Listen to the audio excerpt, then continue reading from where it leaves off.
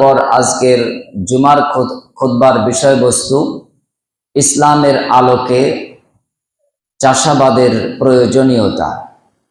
এ বিষয়ের উপরে কোরআন ও সহিহ হাদিসের আলোকে গুরুত্বপূর্ণ আলোচনা রাখবো। ওয়ামা তাওফীকি ইল্লা বিল্লাহ আলাইহি তাওয়াক্কালতু ওয়া ইলাইহি উনীব। মহান সত্তা আল্লাহ সুবহানাহু ওয়া তাআলা মানব জাতি সৃষ্টি করে এই মানব জাতি সুস্থ সবল থাকবার যে উপকরণ তাও প্রদান করেছে। এমন কোনো সাইড নেই, এমন কোনো দিক নেই যে মানবের জন্য সেই দিকটি আল্লাহ সুবহানাহু ওয়া তাআলা আলোচনা করেননি, বিধান হিসেবে প্রদান করেননি। প্রত্যেকটি দিক ও নির্দেশনা আল্লাহ সুবহানাহু ওয়া তাআলা দিয়ে আমাদেরকে এই পৃথিবীতে চলমান একটা নীতি আদর্শ নির্ধারণ করে দিয়েছেন।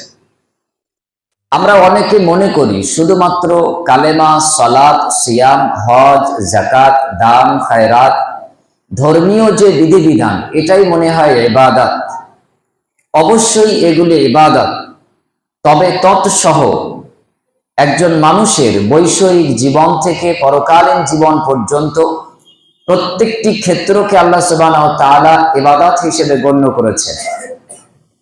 এই আলোকে বলা যায় যে মানুষের জন্ম থেকে মৃত্যু পর্যন্ত সবটাই ইবাদতের অন্তর্ভুক্ত, যদি সেটা হয় কোরআনের নির্দেশ অনুযায়ী, হাদিসের পদ্ধতি অনুযায়ী, রাসূল করিম সাল্লাল্লাহু আলাইহি ওয়াসাল্লামের দেখানো দিক নির্দেশনা অনুযায়ী যদি হয় তাহলে সেটা ইবাদত। আর যদি রাসূলুল্লাহ সাল্লাল্লাহু আলাইহি ওয়াসাল্লামের দেখানো পদ্ধতির বিরুদ্ধ অথবা অন্য কোনো পথ অবলম্বনে কোনো কাজ, কর্ম, ক্রিয়া সম্পাদন হয় তাহলে সেটা পাপাচারে লিপ্ত হবে, সেটা পাপের মধ্যে গণ্য। তো এক্ষেত্রে এটা পরিষ্কারভাবে বলা যায় এবং বুঝ আসে যে প্রত্যেকটি বিষয় হয় নেকি অথবা গুনাহ অবস্থান করছে। এখন আপনাকে বিবেচনা করে সেই কাজটা আপনি কোন আলোকে করছেন, কিভাবে করছেন, সিদ্ধান্ত নিয়ে কাজটায় আপনাকে নিয়োগ হতে হবে বা নিয়োজিত হতে হবে। আজকে আমি আপনাদের সম্মুখে এমনই একটি গুরুত্বপূর্ণ বিষয় আলোচনা করতে চাই যা আমি আমার মসজিদে ধারাবাহিকভাবে গত এক জুমা থেকে আলোচনা শুরু করেছি। এই আলোচনাটা সাধারণত আমার 2 মাস ব্যাপী চলবে, অর্থাৎ 8টি জুমা, অর্থাৎ 4 ঘন্টার আলোচনা। তো এই আলোচনাটা আমি আপনাদের সামনে আজকে 20-25 মিনিট উপহার দেব। সারাংশ, সারমর্মগুলি ইনশাআল্লাহ আমি আপনাদের সামনে উপস্থাপন করবার চেষ্টা করব। বাকি আলোচনা আপনারা পেতে চাইলে অবশ্যই আমরা অনলাইনের মাধ্যমে এই আলোচনাগুলি আমরা ভিডিও আপলোড করি, সেখান থেকেও আপনি পেয়ে যেতে পারেন, অথবা সরাসরি দলিল সহ পবিত্র কোরআন এবং হাদিস থেকেও এ বিষয়ে আপনি জেনে বুঝে আমলে পরিণত করতে পারেন। আল্লাহ আমাদেরকে তৌফিক এনায়েত করুন, আমিন সুম্মা আমিন। ইসলামের আলোকে চাষাবাদের প্রয়োজনীয়তা। মানুষকে আল্লাহ সুবহানাহু ওয়া তাআলা 2টি ধারা দিয়েছে।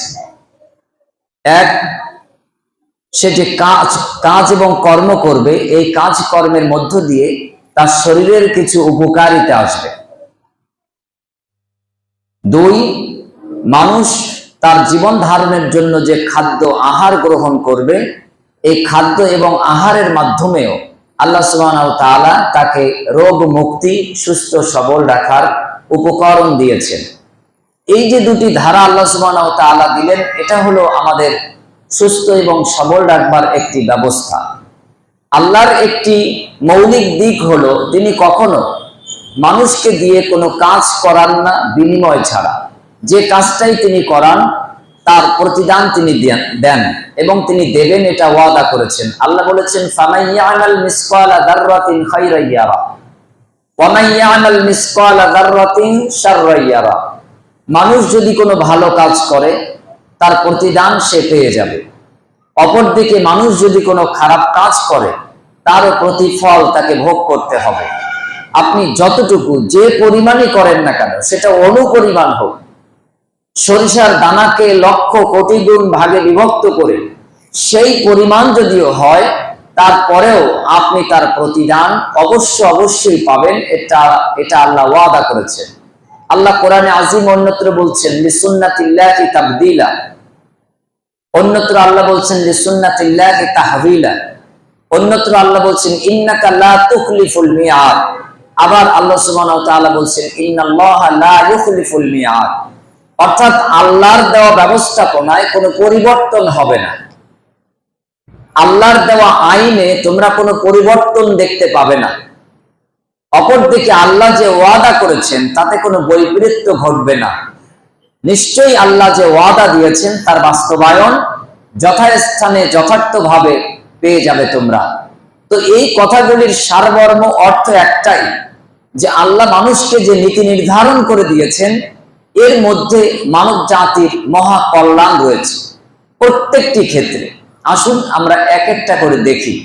আপনি যদি ঈমান আনেন তাহলে আপনার অন্তরের প্রশান্তি রয়েছে, পার্থিব জগতে আপনার পরিতৃপ্ততা আসবে, আখিরাতের জীবনে অনন্ত অনাদিকালের জীবন, তাতে আপনি সুখ ও স্বাচ্ছন্দ্য একটি জীবন লাভ করবেন, যাকে আমরা বলি জান্নাত।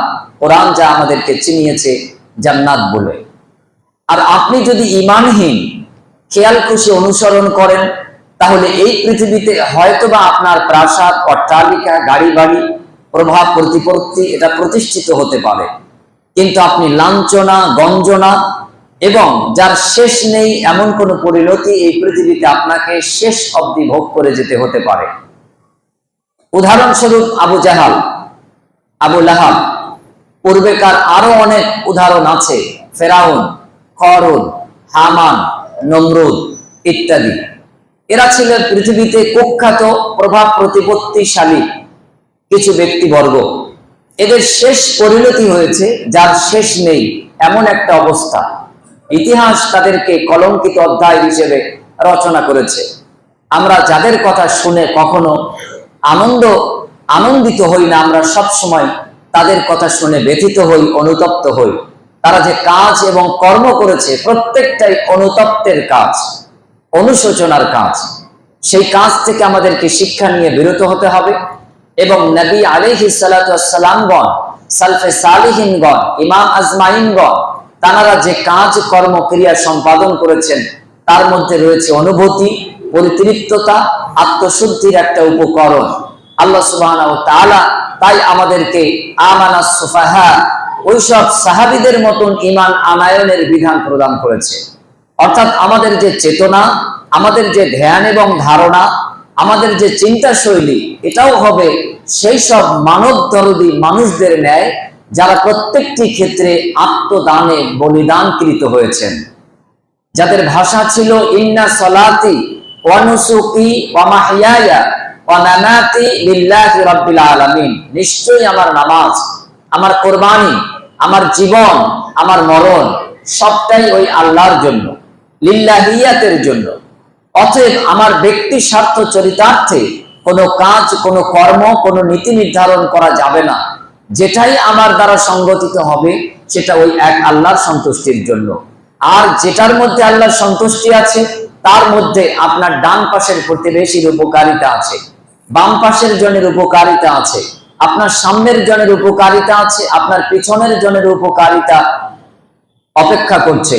ইভেন আপনি নিজেও এর দ্বারা উপকৃত হবে। আর যে কর্মের মাধ্যমে শুধু আপনার ব্যক্তি উপকারিতা, ব্যক্তি চরিতার্থ, এর মধ্যে সার্বিক কোনো উপকারিতা প্রতীয়মান হয় না, বরং গবেষণা পরীক্ষা নিরীক্ষা শেষে দেখা যাবে এটাই শুধু ক্ষতি আর ক্ষতি।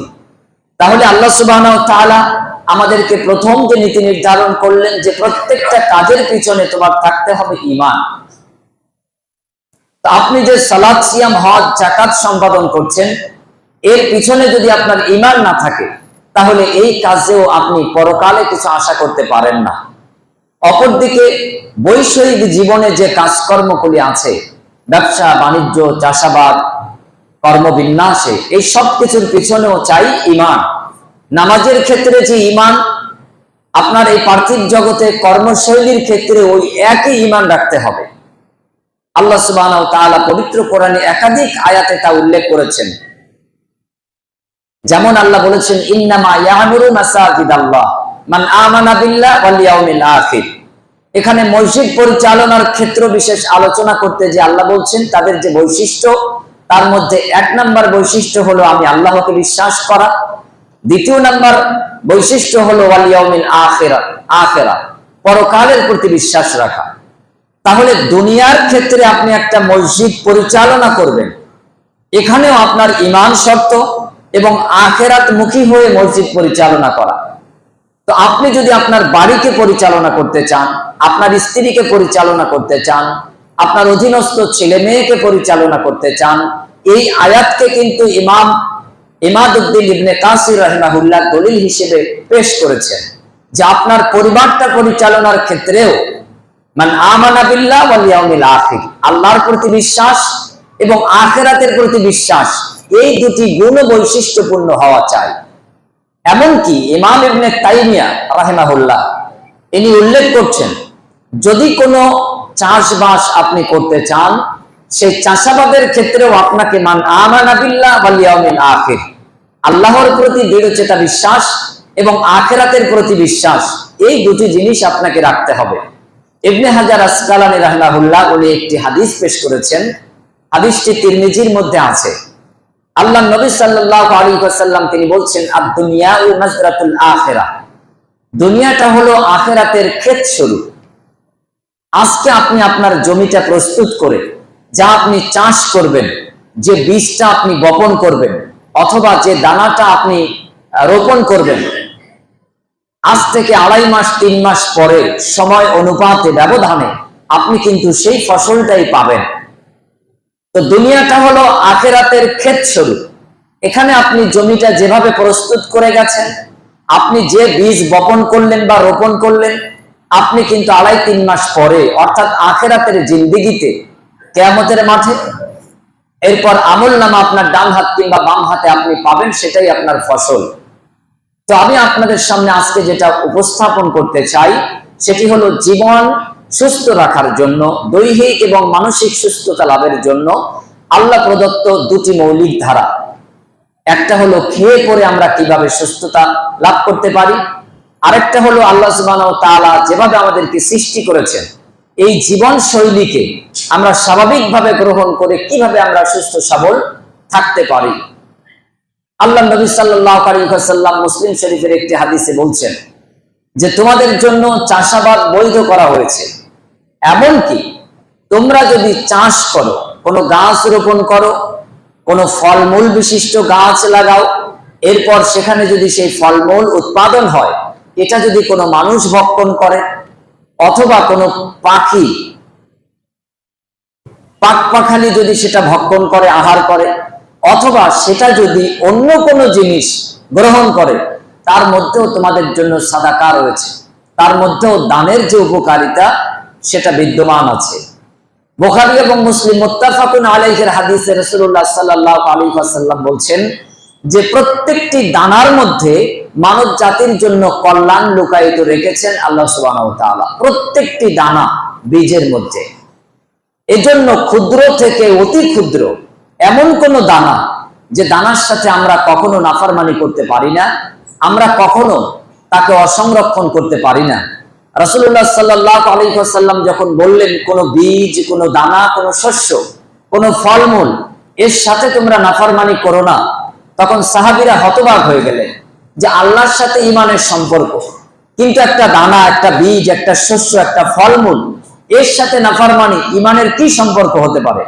রাসূলুল্লাহ সাল্লাল্লাহু আলাইহি ওয়াসাল্লাম তিনি বললেন যে আমার সাহাবীরা তোমরা স্মরণ করো, এই খাদ্য, এই বীজ, এই সরিষা, এর জন্যই কিন্তু আমার এক নবী মূসা আলাইহিস সালাতু ওয়াস সালাম ভাই, তার কওম অনেক পীড়াপিড়ি করেছিলেন, আল্লাহ সুবহানাহু ওয়া তাআলার কাছ থেকে তারা এই শস্য দানা চেয়ে এনেছিলেন।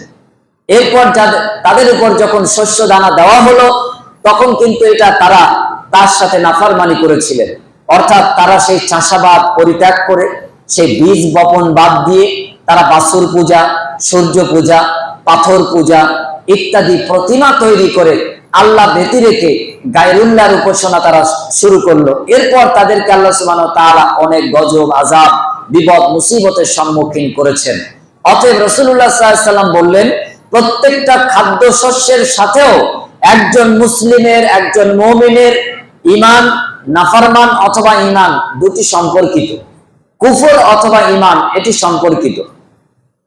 আমি আপনি যখন আয় রোজগারে ব্যতিব্যস্ত হই তখন আমাদের ধারণা হয় কি, যদি আমরা আয় রোজগার করতে পারি তাহলে আমরা সুস্থ থাকবো, ভালো থাকবো, আর যদি আমরা আয় রোজগার করতে না পারি তাহলে আমরা ভালো থাকবো না। তাহলে এর সাথেও কিন্তু কুফর এবং ঈমান সম্পর্কিত হয়ে গেল। কারণ আপনাকে এই ধারণাটা করতে হচ্ছে যে আমি যদি আজকে শস্য ফসল ফলাতে পারি তাহলে এর মধ্যে আমার ভালাই রয়েছে। অথচ আল্লাহ সুবহানাহু ওয়া তাআলা পবিত্র কোরআনে 9টি আয়াতে ইরশাদ করেছেন যে আমি তোমাদের জন্য যে রিজিক ব্যবস্থা করেছি তা থেকে তোমরা আহার করো। অন্যত্র আল্লাহ সুবহানাহু ওয়া তাআলা 19টি আয়াতে ইরশাদ করেছেন যে আমি তোমাদের জন্য যে হালাল রুজি প্রদান করেছি তা তোমরা গ্রহণ করো। 3টি আয়াতে আল্লাহ সুবহানাহু ওয়া তাআলা উল্লেখ করেছেন তোমাদের জন্য যে ভালো সুষম খাদ্য আমি প্রদান করেছি তা তোমরা গ্রহণ করো। এই 11, 3 এবং 19 এই সব আয়াতগুলির মানে এবং মতলব একই। হালাল বৈধ খাদ্য, শস্য।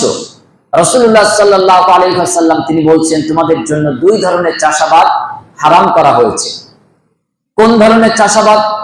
এক, ওই ধরনের চাষাবাদ যে চাষ, যে ফল ফসলগুলি হবে এগুলি মানুষের শরীরের জন্য ক্ষতিকারক, যেমন গাঁজা চাষ, আফিম চাষ, এ ধরনের আরো অনেক চাষ আছে, তামাক পাতা এই চাষ, আরো অনেক শরীরের জন্য ক্ষতিকারক, সমাজের জন্য ক্ষতিকারক অনেক শাকসবজি আছে যেগুলি মানুষের জন্য অত্যন্ত ক্ষতিকারক। ইসলাম এটাকে হারাম করেছে।